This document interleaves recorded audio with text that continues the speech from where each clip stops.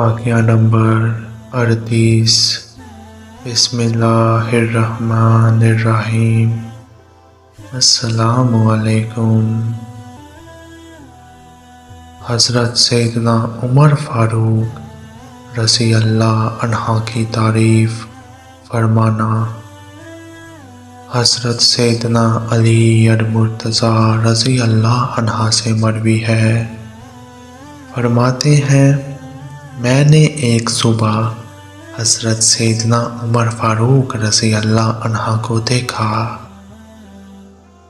ایک اونٹ پر سوار چرے جا رہے تھے۔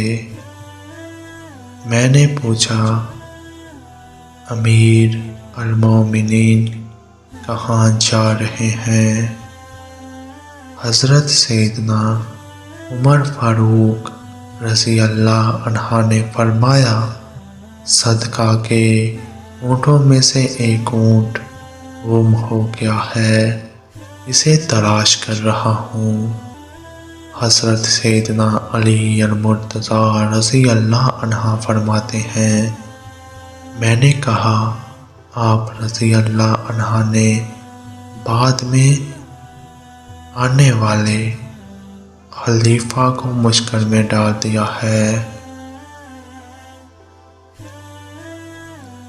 حضرت سیدنا عمر فاروق رضی اللہ عنہ نے جواب میں کہا اے ابو الحسن رضی اللہ عنہ، مجھے ملامت نہ کرو،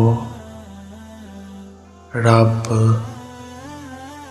ذوالجلال کی قسم جس نے محمد صلی اللہ علیہ وآلہ وسلم کو نبی پر حق بنا کر بھیجا، اگر دریائے فرات کے کنارے ایک سالہ بھیڑ کا بچہ بھی مر جائے تو قیامت کے دن اس کے بارے میں مجھ سے مخواضہ ہوگا،